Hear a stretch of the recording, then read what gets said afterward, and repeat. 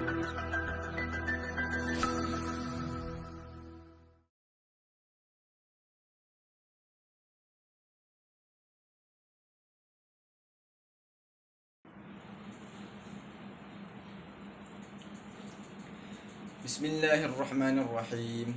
Allahumma inni na'udzu bika minal baras wal junun wal juzam wa min sayyi'il asqam.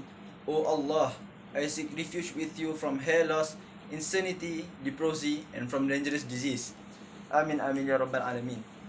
Assalamualaikum warahmatullahi wabarakatuh wa maghfiratu wa ridwanu ilaih, and a very good morning to teachers, all of the audience, and not to forget the judge.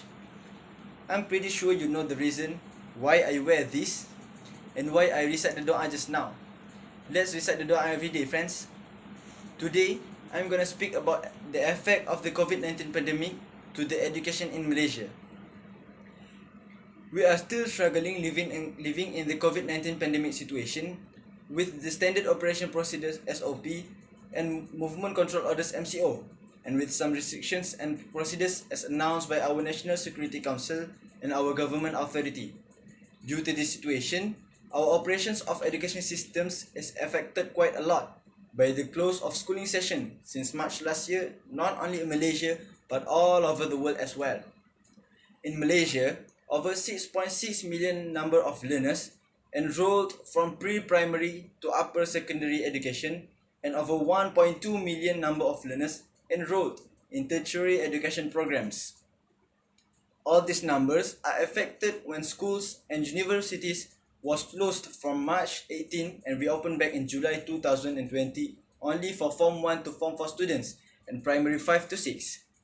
We are facing the closures again in October last year until it is scheduled to enroll on April 2021 for Form 1 until Form 5.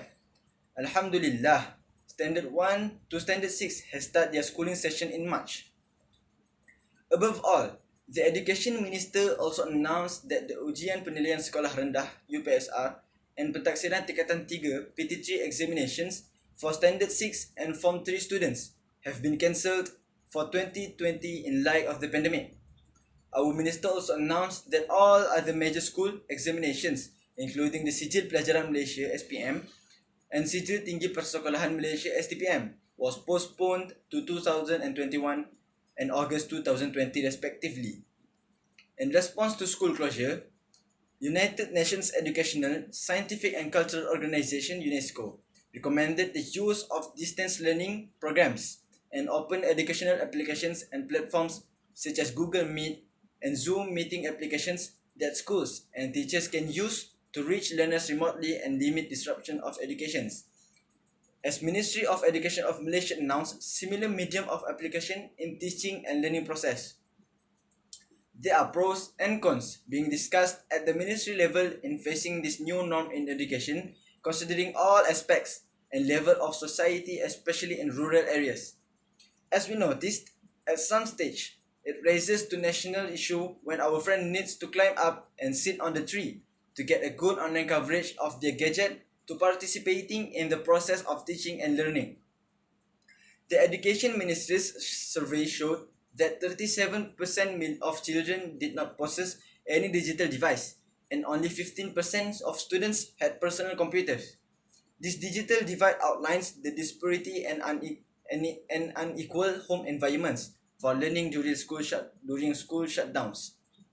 As the conclusion, we learn to adapt this new norm in education system. Even the patchy education that we have experienced this past year due to school closures has resulted in losing some basic skills, regressing in learning abilities, and having to learn how to make friendships physically. Before I stop, remember, practice the 3W, which is wash, wear, and want. And also avoid the 3C, which is confined spaces, close conversation, and crowd area. Friends, remember, social distancing please. May Allah is us. Assalamualaikum warahmatullahi wabarakatuh wa maghfiratu wa ridwan ilaih. Jazakallahu khairan. Thank you.